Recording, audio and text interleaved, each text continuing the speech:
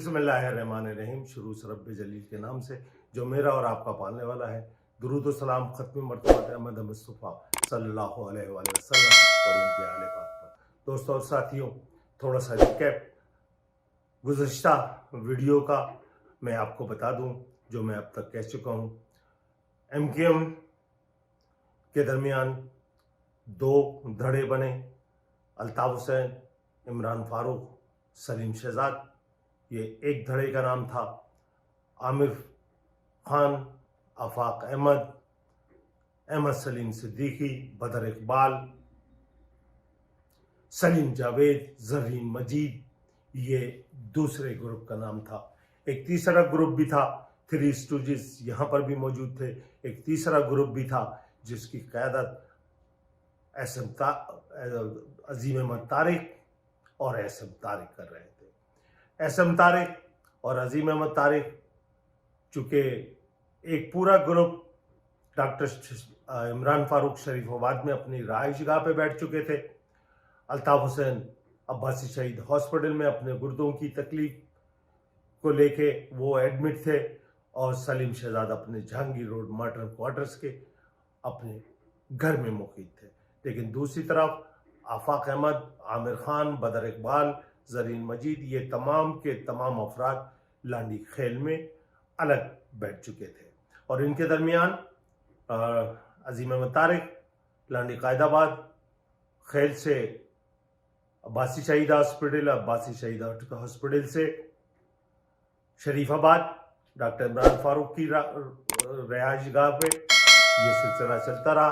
और उसके बाद अजीम अहमद तारिक के कहने पे 300 से ऊपर लड़के मुख्तलिफ नामों से पाकिस्तान से बाहर अमेरिका तशरीफ ले गए, और उस सिलसिले में 6 लाख का अमाउंट एस एम तारिक ने पार्टी की तरफ से उनको फराहम किया ताकि उनके लड़के पाकिस्तान से निकल सके, क्योंकि गवर्नमेंट ऑफ पाकिस्तान को 350 लड़के मतलब थे। जितने अफराद हैं मुख्तलिफ बातें करते हैं, लेकिन हकीकत हाल कोई बयान करने को तैयार नहीं है कि हकीकत क्या थी। पार्टी में मुत्तहिदा कौमी मूवमेंट, महाजिर कौमी मूवमेंट, ये सब बुलशिट है। ये कोई इस तरह का सिलसिला नहीं था। सारी बातचीत सिर्फ 350 अफराद की थी जिनको गवर्नमेंट अरेस्ट करना चाहती थी कि ये हमें मतलूब हैं, ये हमें दिए जाए। तो ये सूरत हाल थी। जाते ही कायद का गद्दार है वो मौत के हकदार के नारे लगने शुरू हो गए एक पूरी खेप के निकल जाने के बाद। और उसके बाद कुछ जगहों पे तशद्दुद भी, कुछ लोगों के घरों को भी जलाया गया। और उसके बाद जो अमेरिका जा चुके थे उन्हीं से राब्ता किया ISI ने, और उनको लेके वापस पाकिस्तान आने की तैयारी की। यहाँ MKM पाकिस्तान, महाजिर कौमी पाकिस्तान को इत्तला मिल चुकी थी कि ये तमाम ग्रुप कराची एयरपोर्ट पर लैंडिंग करेगा। मैं हल्फन मरकज में बैठने की वजह से जो मेरी इंफॉर्मेशन है, जो वहाँ से लोग रवाना हुए, वो एयरपोर्ट के दोनों अतराफ में, हर होटल में, हर पार्किंग लॉट में 2-2, 3-3 गाड़ियाँ असलहे से लेस खड़ी थी। और डिसाइड ये हुआ था कि इन लोगों को एयरपोर्ट से निकलते के साथ ही कत्ल कर दिया जाएगा। लेकिन इनके लाने वाले ISI, उनको पता था कि ये अगर बाहर यहाँ निकले कराची से तो इन्हें कत्ल कर दिया जाएगा। तो उन लोगों ने इनको बजाय कराची के लाहौर लैंड कराया। लाहौर लैंड कराया, उसके बाद की तमाम सूरत हाल लोगों के सामने है।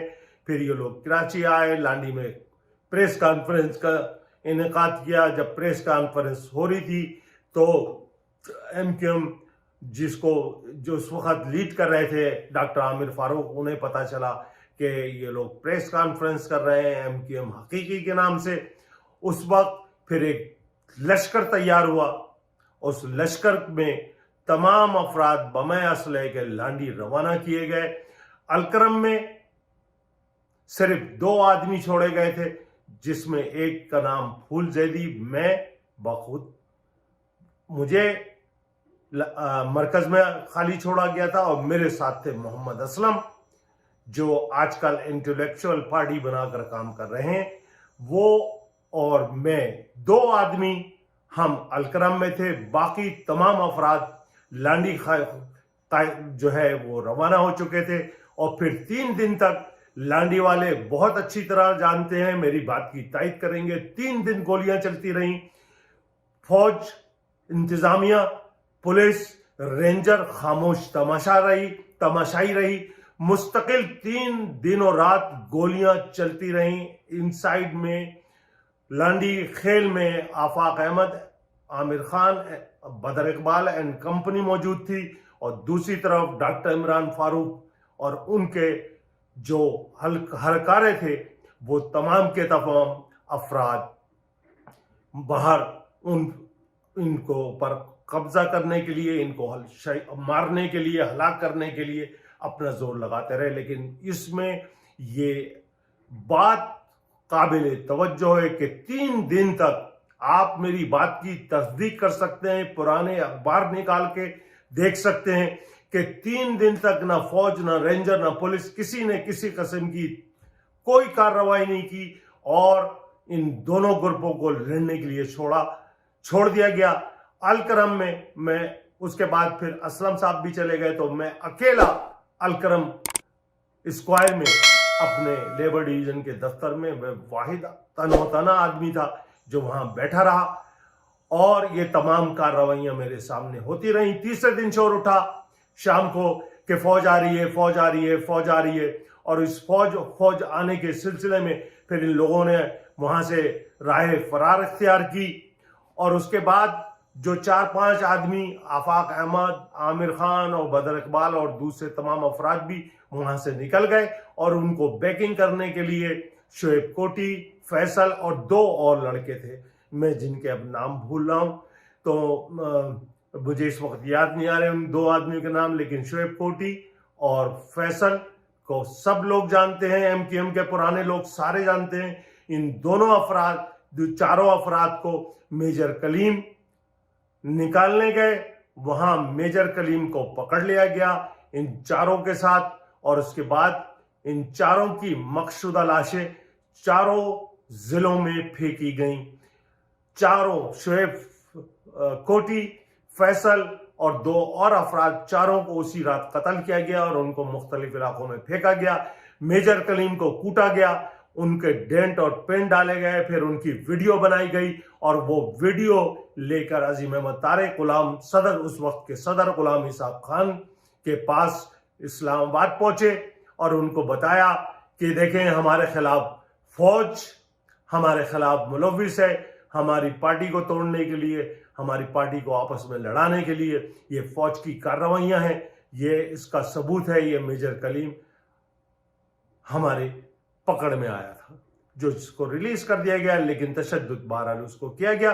جب وہ ویڈیو فوج نے دیکھی اور میجر کلیم کی جو شکل تھی انہوں نے دیکھی کہ کس طرح اس کو سجایا اور پھلایا گیا ہے، تو اس فوج نے پھر ڈیسائیڈ کر لیا کہ اب M Q M, Altaf Imran Farooq group کو تباہ و برباد کر کے چھوڑنا ہے.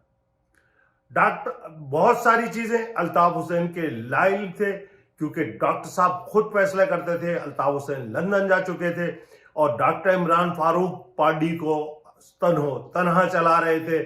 اس کے بعد یہ تمام سلسلہ جاری رہا. پھر عظیم احمد طارق، ایس ایم طارق نے دوبارہ سے نیگوسیشن یہ کرتے رہے. ڈاکٹر عامر فاروق مفرور تھے، غائب تھے، جیسے ہم لوگ مفروریاں کاٹ رہے تھے، اسی طرح ڈاکٹر عمران فاروق صاحب بھی لاپتہ تھے.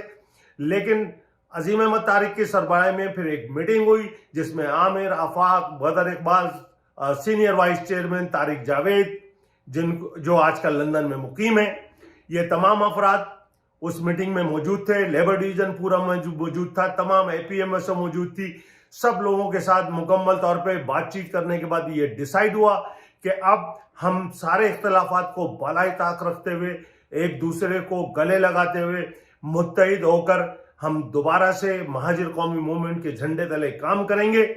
اور یہ دوسرے دن کی پریس کانفرنس میں عظیم بھائی نے اعلان کرنا تھا، جس میں عظیم بھائی نے کہنا تھا کہ الطاف حسین یا تو پارٹی کی قیادت چھوڑ دیں یا الطاف حسین پاکستان آ کر ہماری قیادت کریں اور ہم سب دوبارہ سے متحد ہو کر دوبارہ سے اس پلیٹ فارم پہ کام کریں گے. لیکن اس پریس کانفرنس دوسرے دن صبح کو ہونی تھی. شام میں یہ تمام مسائل حل ہو چکے تھے. ڈاکٹر عمران فاروق کو عظیم احمد طارق نے الطاف حسین کو فون کر کے تمام صورتحال سے آگاہ کر دیا اور بتا دیا کہ سارے اختلافات دور ہو چکے ہیں. اب ہم سب مل کر دوبارہ سے اتحاد اور اتفاق کے ساتھ اپنی جدوجہد کو جاری رکھیں گے.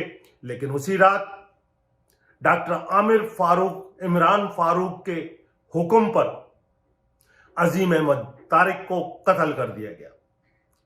اور 14 نمبر دستگیر کی جامع مسجد میں کے صحن میں، اگر پرانے ساتھیوں کو یاد ہو، طارق جاوید گالیاں بک رہے تھے مسجد کے صحن میں کھڑے ہو کے، جو سینئر وائس چیئرمین ہیں، اور وہ کس کو الزام دے رہے تھے. اگر آپ سب پرانے ساتھی ہیں تو آپ کو بخوبی یاد ہوگا.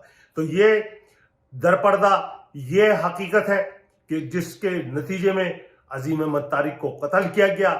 اور کوئی بھی شخص، چاہے عامر ہوں، چاہے آفاق ہوں، چاہے الطاف حسین ہو، چاہے ڈاکٹر عمران فاروق جو اب اس دنیا میں موجود نہیں ہے، کسی نے بھی کبھی سچ بات کہنے کی جرت اور ہمت نہیں کی.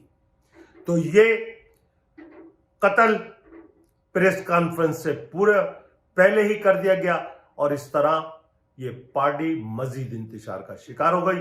اس سے آگے کی کہانی اگلی قسط میں انشاءاللہ. لیکن آپ یاد رکھیے، یہ جو موجودہ آپ کی قیادت ہے، مصطفیٰ کمال اینڈ کمپنی، فاروق ستار، خالد مقبول، یہ تمام وہ کرپٹ اور چور عناصر ہیں جنہوں نے آپ کی حقوق کو، آپ کے مسائل کو، آپ کے وسائل کو ہر دور میں بیچا ہے.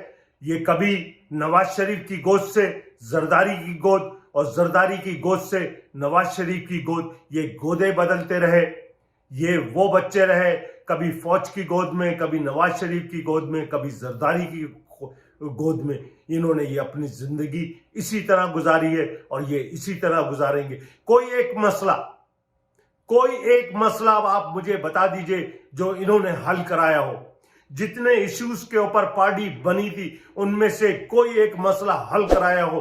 لیکن ان کے بینک و بیلنس آپ دیکھ لیجئے، ان کی جائیدادیں دبئی اور دوسرے ممالک میں آپ دیکھ سکتے ہیں یہ کس طرح عیاشیاں اور عیش کی زندگی گزار رہے ہیں. اور اہل کراچی اور اہل حیدرآباد موہنجو داڑو اور ہڑپا کے مزے کراچی اور حیدرآباد میں لوٹ رہے ہیں. انشاءاللہ اگلی ویڈیو تک اجازت دیجیے، دوبارہ موقع